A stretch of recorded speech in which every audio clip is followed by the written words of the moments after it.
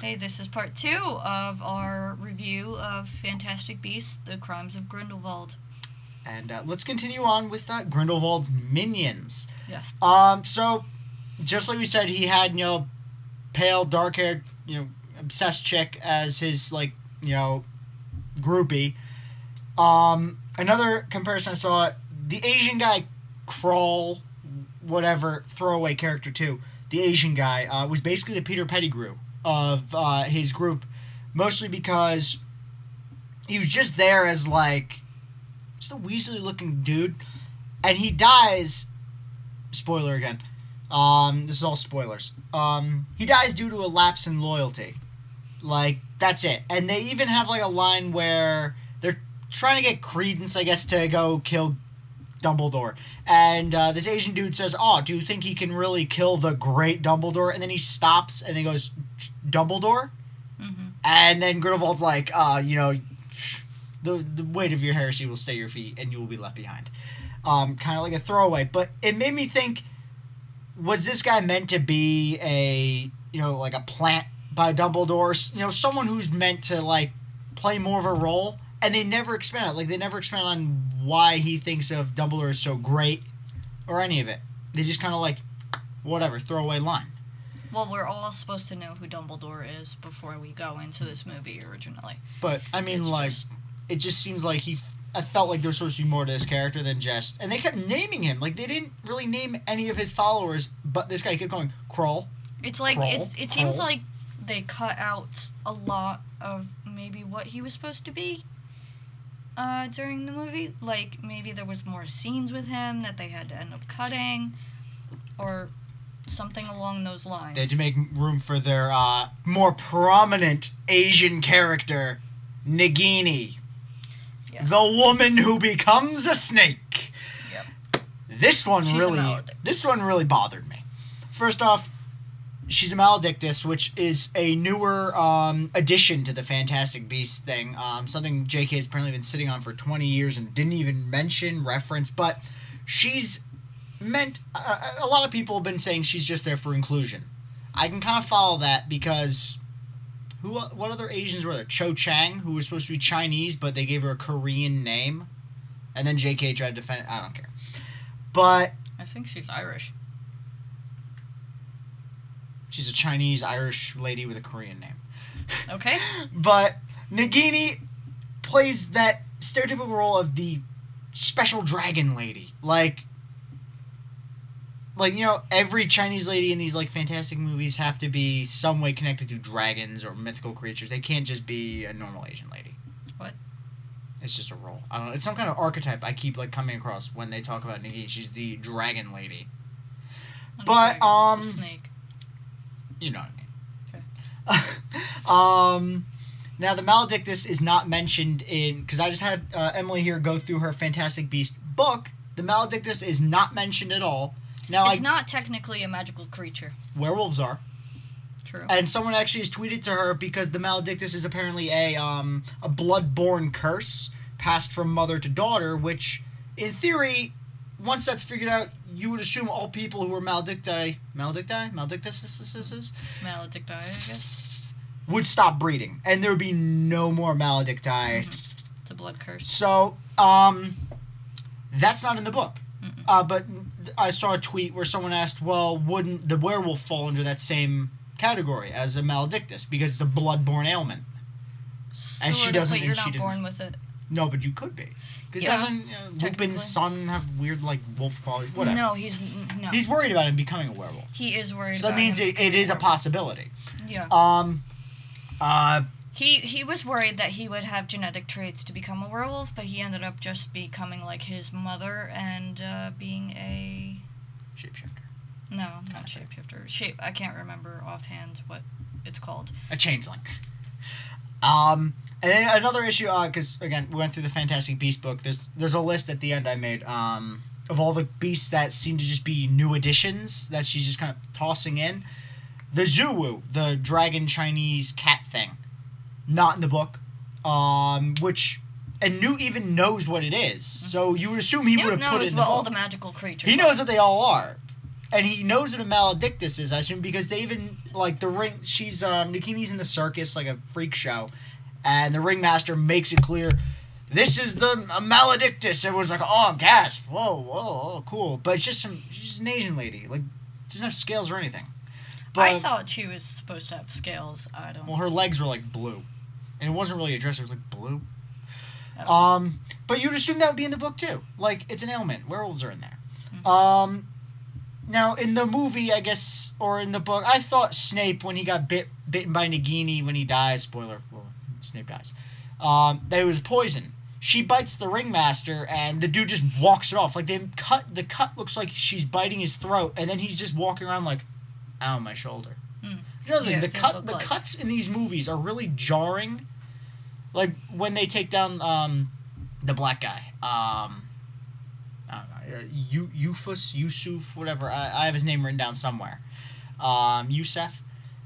They just cut to him running out into the street, like Newt running in the street, going to take down the Zoo with a cat toy. That's funny. I thought that was another thing. Adorable. I'll add that on. That was funny. Yeah. This stupid cat, because it looks like our cat who's running around here, just stops like midway. They're just shaking a little rattle, and the cat's like, "Oh, shiny." Another problem with adding Nagini into this film, it would be like Dumbledore kind of sees her at the end. Meaning Dumbledore knows Nagini, a maledictus, which they know becomes a snake, and he knows Voldemort has Nagini, a snake, that's magical properties. You would think that would come up like, "Hey, Harry, by the way, that snake, that was a lady." The problem I have with that as well is the fact that throughout the entire movie, she is resistant of, oh, Credence, don't join Grindelwald. Like, why would you do that? He's a bad guy. He's a bad guy. Like, she's repulsed by the idea of it and everything. She seems to really like Credence, and I kind of like the relationship between the two of them. But like, after all of this, after all that she's been through, unless like her humanity is completely gone by the time she joins Voldemort. She just joins the second Hitler. Like, no, actually, why? as you said, you liked the dynamic they had together. Kind of. From my cynical point of view in the movie, this was their role. You'll be Credence, I'll be Nagini. Ready? Oh, Pretty Credence. That was it. In almost every scene, she's just holding him and not speaking. I thought she was supposed to be a strong Asian character, someone who they put into, oh, let's give the Asian people a voice in our universe. Nothing. She's just the same amount of lines as Kroll. Just Credence. But yeah, as you said, she sees what Grindelwald is, and at the end they walk into this huge like clan meeting or whatever for Grindelwald, and she says, "These are all pure-blood wizards." And she says to Credence, "They hunt people like us." But then, well, that's she why just that's why she probably joined the circus. Yeah, but then she Unless jumps. she was captured originally. I don't know. The dude didn't seem bothered when she ran away. Not really. But then she goes from hating blood purists to, let me join this dude who is all for blood purity. It just, and as you scroll down, another cameo they thought to add into this movie because, I forgot. The opening to this movie, after your big Warner Brothers logo, Wizarding World. It's the new shared universe because Warner Brothers failed, and I think it's the same people who do DC. I don't care for the DC movies. After Dark Knight movies were great. Everything after that, garbage. This is their new attempt at a shared universe. Why? It's the Dark Universe. I don't really have a comment about that. So in their cameo, I'm really indifferent about that. It's gonna be bad. I mean, just generally adding that, whatever. Now, another cameo they throw in here, McGonagall. Now, it's a flashback to when Newt, kind of comforts... Here's the thing. Yeah? In the books, during, I want to say, the Half-Blood Prince, Harry and Ron and Hermione are talking about the age of Dumbledore. and he's about, I think, 150. You know, 150. He's Something like old. that. He's He's super old. old. McGonagall isn't that old. Yeah. She's not supposed to be. I understand if you consider the movies to be canon, right? She is an older woman in 50s, 60s. in 50s and her 60s. This is 1927. 27. Mm-hmm. She's not old enough. She's not old enough to be, one, a teacher. Two, I don't even think she's old enough to be. She might be old enough to be born. No, actually, this is another thing, because remember, J.K. wrote this screenplay. She was the only person to write this movie. So this is canon now.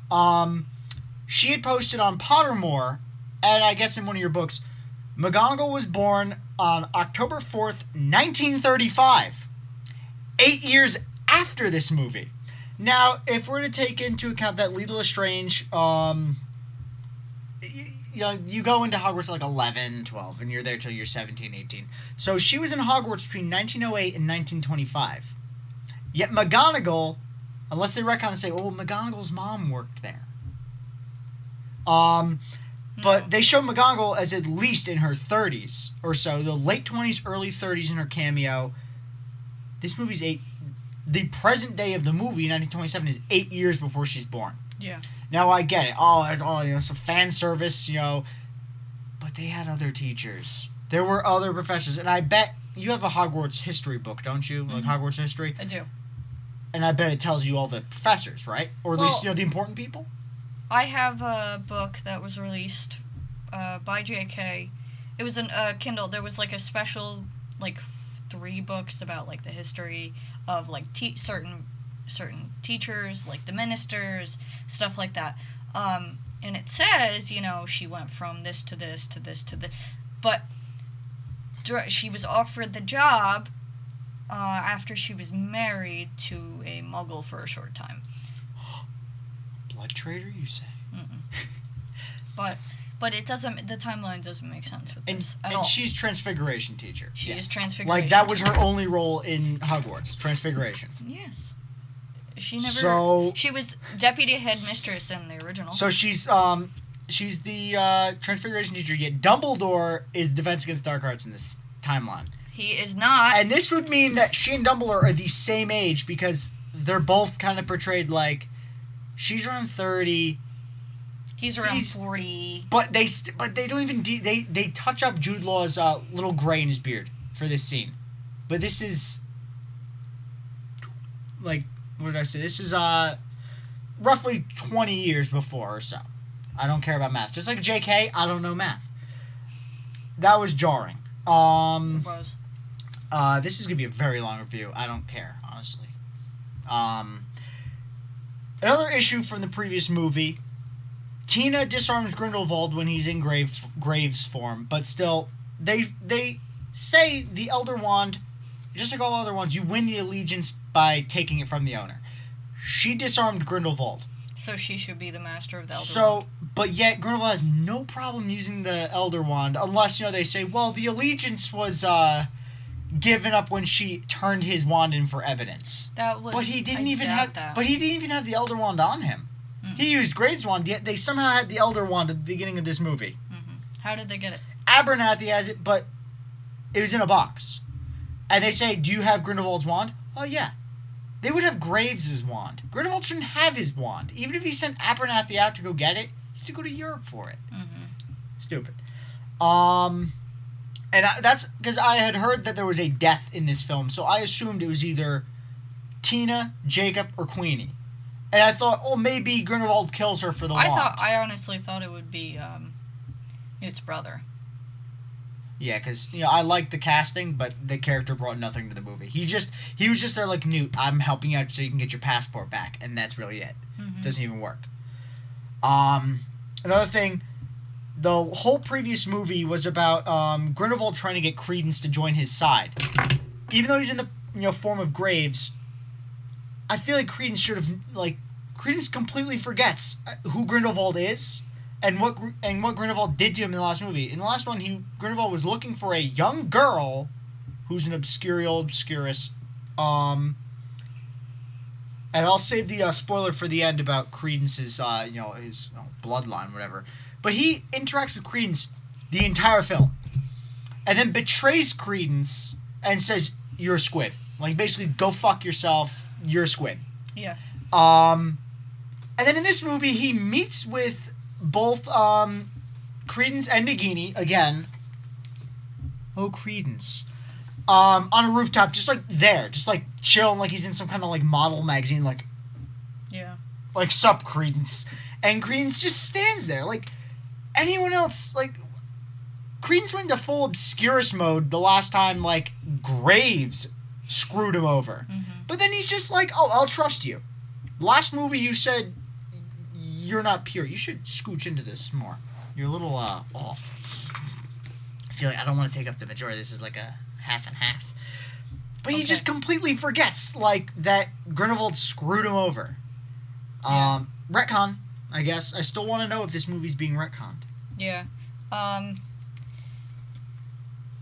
I'll save that one for me, because that one's, I just might well get out. So, actually, no. We'll save that one. That'll be the cliffhanger. Make people stay. Make Bonnie stay to the end of this review. Bonnie. Hi, Bonnie. Hi, Bonnie. Thanks for watching. Thanks for watching. So, just any mention of that little spoiler, just cut it out of these, and I'll retcon it. Like, JK, I'll just add it in later. I had the idea the entire time. So, thing was, when... No, actually, let's skip that part. We'll come back to that. This? Yeah, because that'll spoil my spoiler. No one spoils it. We can go to the black guy. His name was Yusuf. Yusuf. So Yusuf, Newt and Tina noticed that there was a scar on his hands. You gonna tell us who Yusuf is? Oh, Yusuf is a character who doesn't really make much sense. He is looking for Credence because he thinks he's getting revenge for someone's death. For his mother's death. He's in Inigo Montoya. You killed my father. Prepare to die. I keep forgetting the camera's over there, so it's kind of like messing me up. He did an unbreakable vow. They don't even say who he does it with either. I imagine he does it with his father because his father wants him to avenge the death. So he says his father's dead. Yeah, maybe on he did it with his himself. Father's deathbed. Maybe he did it with himself. I would imagine. So since Corvus is dead and is not Credence, spoiler. And this was Corvus Lestrange. Said completely. Does he still have the unbreakable vow? Yeah. Is it still valid? Like, they're like, oh, he has scars on his head. He did the unbreakable vow, but Snape never had that. No. And but it is possible because in the books I just read the scene in the Half-Blood Prince when he makes the pact with Narcissa. He does like wince and like it looks red hot, so it might be scars, but there's no mention of like scars on his arm in the books or the movie. So who knows? Yeah, it's just another thing like, oh, hey, look what he did. Let's do another throwaway. It was really a throwaway character that I really didn't care about, and it seemed like it was just trying to make this plot line very, very complicated, but it kind of didn't flow the way it should have. If it was going to flow correctly anyway, they could have used that time in the movie for something different, for something better that would actually add to the story, where this really didn't add to the story because it was kind of just a red herring to... It was a plot twist with a red herring on a plot twist. Yes, a plot twist with a red herring I feel like JK can't write an actual story without a plot twist. Like, every single movie, every single book, plot twist. Mm-hmm. Even if it doesn't even matter. Plot twist. Also, he was just a throwaway character. It doesn't make any sense. But I'm going to talk about now. Dumbledore is stated to be the defense against the dark arts teacher. That makes no sense whatsoever. He was always the transfiguration teacher. Yes, I understand that if McGonagall was there, she would have most likely been the Transfiguration teacher. I could see her being Charms even, because she's a good witch. But he was always supposed to be Transfiguration. He was the Transfiguration teacher in the year that Voldemort was there. I'm pretty sure he was the Transfiguration teacher. And like when Voldemort was in his 5th year, I think. Whenever the Chamber of Secrets happened. Whenever he was hot Voldemort. Like the Voldemort. Jonas brother looking hot Voldemort. Yes. But that makes no sense. Why? My personal Why? theory on this is they're retconning it because when Voldemort puts the curse on Defense Against Dark Arts position, because he's not allowed to have that position. That doesn't happen until later. In this timeline, I'm thinking it's because he like likes Dumbledore, like he loves and fears him in a way. Like I know he can't love, but he wants to be as powerful as Dumbledore, so he wants the position Dumbledore had. So he's like, if I can't have it, no one can. He was always Transfiguration teacher. I know, but this he remember was always specifically good for Transfiguration. Don't worry, JK will fix this all on her Twitter account. We're all blocked automatically now for making this video. She can block us. She'd be like, you got it wrong. Here, let's do. Okay, I guess this is going on to a part 3 now because we're 21 minutes. We're 21 minutes in. All right. We'll see you in part 3. Toodles.